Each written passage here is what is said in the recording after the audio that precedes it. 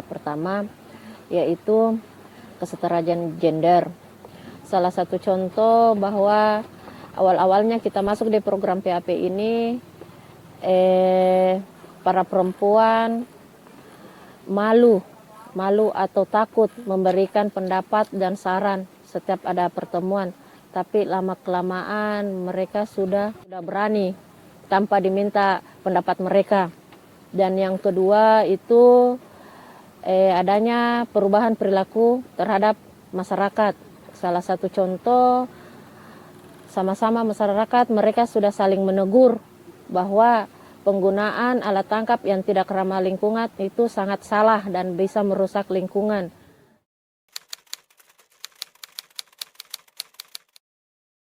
Satu, mereka masih salah satu kultur budaya dan masih satu daratan perbatasan desa. Yang kedua, terumbu karang masih bisa diselamatkan dan potensi perikanan masih bisa diperbaiki. Dan yang ketiga, ada masyarakat nelayan di site baru ingin terlibat di program PAP.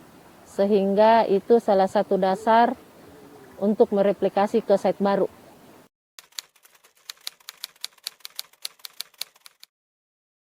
Setelah mendengar cerita dari pengalaman site lama, nelayan di site baru menyadari bahwa mereka mau terlibat di program PAP ini karena mereka sadar hasil tangkapan mereka sudah mulai menurun. Yang kedua, mereka tertarik masuk di program PAP ini karena adanya payung hukum. Karena dengan payung hukum itu, masyarakat nelayan bisa secara langsung melakukan pengawasan terhadap nelayan luar yang menggunakan alat tangkap yang tidak ramah lingkungan.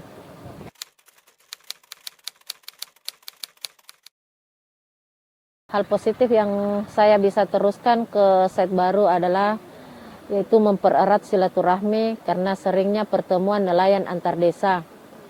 Hal positif lainnya yang bisa diteruskan yaitu kerjasama antar desa yang bisa menghasilkan kolaborasi untuk menjaga, mengatur, memanfaatkan hasil laut yang ada di kawasan PAP.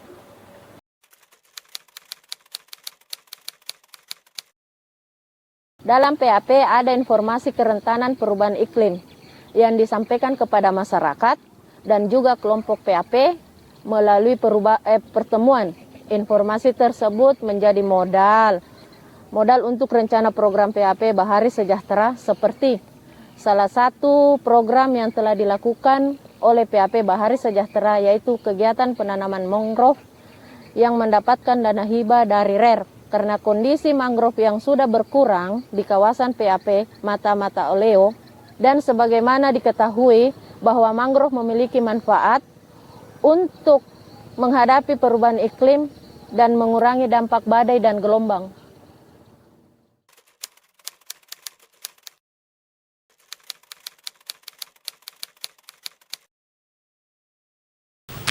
Perkenalkan, nama saya Wadu Marsidik, sehari-hari sebagai staf di Dinas Perikanan Kabupaten Buton. Sejak tahun 2019, kami dipercaya sebagai salah seorang pendamping fasilitator untuk site PAP di Kecamatan Siotapina dan Salimu Selatan. Berawal dari keprihatinan atas kondisi perikanan yang saat ini dibandingkan dengan ketika saat masih kecil, gitu, di mana ikan-ikan itu bisa mudah didapatkan di sekitar pantai, pesisir, ataupun organisme saat kita menyuluh meti-meti itu mudah didapatkan di pesisir pantai saat surut air. Sekarang itu sangat-sangat jauh berbeda.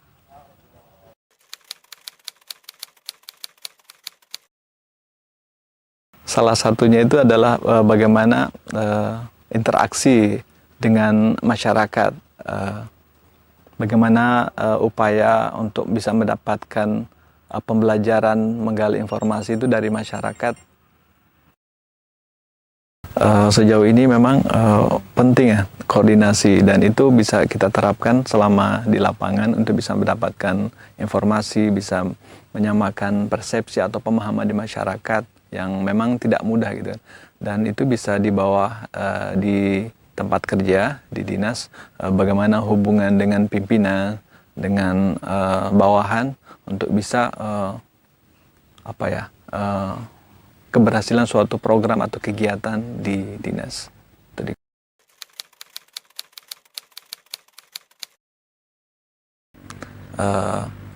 Berdasarkan hasil laporan masyarakat, ternyata memang lokasi-lokasi kawasan larang ambil KL itu punya dampak, punya manfaat gitu. Jadi terbukti itu mulai banyak ikan-ikan yang tumbuh dan berkembang gitu. Dan terbukti itu di sekitaran KLA itu bisa mereka bisa menangkap hasil-hasil spillover dari KLA itu berupa ikan-ikan yang selama itu tidak pernah didapatkan itu. Dampak sosial yang bisa mereka rasakan itu salah satunya itu bagaimana kedekatan mereka dengan anggota-anggota di kawasan PAP ini. Yang tadinya kan tidak saling mengenal, tapi sekarang sudah saling mengenal. Bahkan dari cerita salah seorang champion di lokasi itu, saat melaut itu mereka awalnya itu baku cuek karena tidak baku kenal. Sekarang mulai saling sapa karena mereka sudah saling mengenal itu, dan itu memudahkan mereka untuk pengawasan laut. Jadi dengan ada kegiatan PAP melalui pertemuan-pertemuan silaturahmi diadakan itu bisa mengumpulkan masyarakat di 7 desa ini di satu tempat, dan itu merupakan suatu wadah untuk mereka saling mengenal untuk menjalin silaturahmi.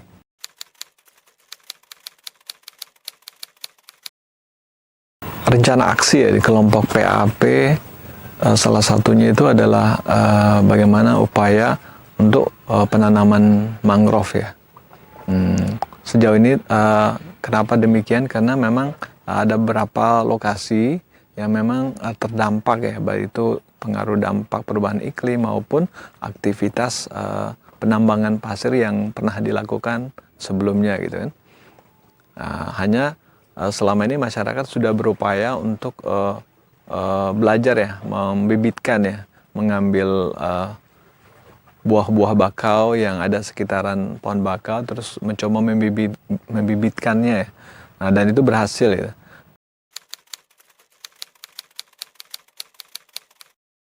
Responnya itu terlihat saat memang dari awal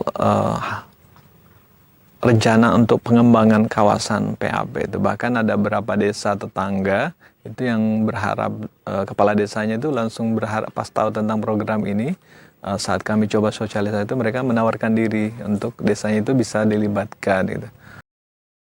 Oh ya, sejak tahun 2022 awal kemarin pengembangan kawasan itu mengarah pada Teluk Pasarawajo dan sekitarnya. Kurang lebih sekitar 29 desa dan antusias masyarakat saat melakukan pertemuan itu luar biasa. Mereka sangat mendukung, begitu pula dari para kepala-kepala desanya atau lurahnya.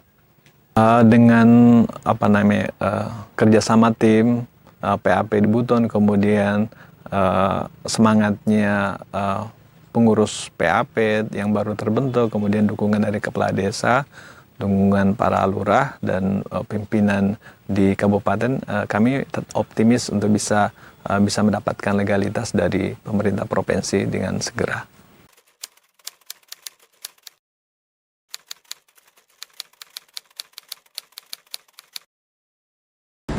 Pertama, saya selalu kepala des Kelautan dan Perikanan Provinsi Sulawesi Tenggara.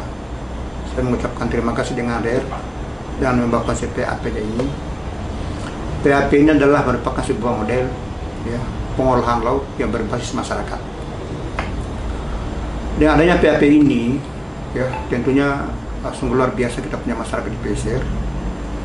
Satu hal yang perlu digarisbawahi, kehebatan yang dimiliki oleh program PAP ini adalah mampu mendorong, ya, membangun kesepahaman, ya, kemauan, kebersamaan masyarakat untuk menjaga, mengelola, memanfaatkan potensi perikanan pesisir. Dengan adanya kesepahaman, kemauan, kebersamaan untuk menjaga, mengolah, manfaatkan, maka ini adalah sudah menjaga potensi kita, sudah menjalankan yang namanya konsep keberlanjutan TP15, kemudian sudah membuka harapan untuk pintu-pintu kehidupan mereka. Bagi pemerintah, tentunya dengan PAP ini adalah sangat terbantu, di mana bahwa masyarakat sudah mulai ada kesepahaman untuk menjaga laut, sehingga masyarakat ya tidak akan ada lagi yang melakukan yang namanya kegiatan destruktif, ya, kemudian illegal fishing, karena masyarakat sudah ikut mengambil peran menjaga pada wilayah-wilayah mereka. Mereka sudah punya kedaulatan, ya, sudah punya kedaulatan. Kemudian dengan kedaulatan itu mereka mengolah dengan baik. Kemudian ini sudah berjalan namanya konsep pengolahan berkelanjutan. Kemudian kegiatan mereka juga sudah terpenuhi. Ini yang paling kelihatan di masyarakat.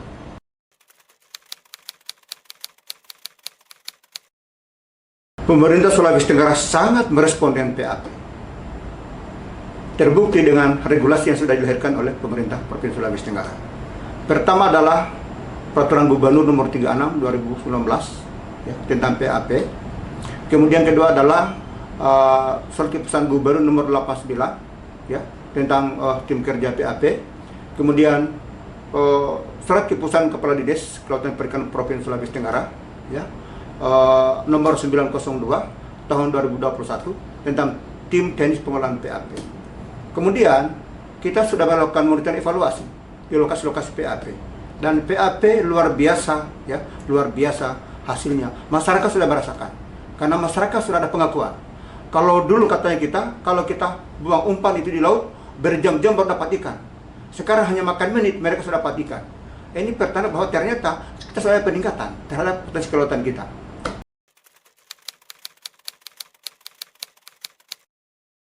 Kalau bicara perbaiki, saya kira tidak ada kegiatan yang tidak ada kekurangannya. Pasti ada kekurangannya. Tapi satu hal yang perlu digarisbawahi, ya, dicatat bahwa ini PAP luar biasa. Ya. Sebetulnya PAP ini, konteks permasalahan laut sebetulnya bukan di Sulawesi Tenggara, ini Indonesia. Hanya kebetulan kemudian RARE masuk dengan program PAP di Sulawesi Tenggara sebagai salah satu provinsi menjadi pilihan. Tapi sebetulnya model ini, ya, yang kita harapkan di Sulawesi Tenggara tidak hanya beberapa kabupaten dan beberapa desa, tapi kita harapkan bahwa cakupannya adalah seluruh kabupaten kota dan seluruh desa di Sulawesi Tenggara, sehingga menjadi model untuk mengolah laut, sehingga laut kita menjadi aman, kemudian benar-benar menjadi harapan untuk kehidupan masyarakat pesisir.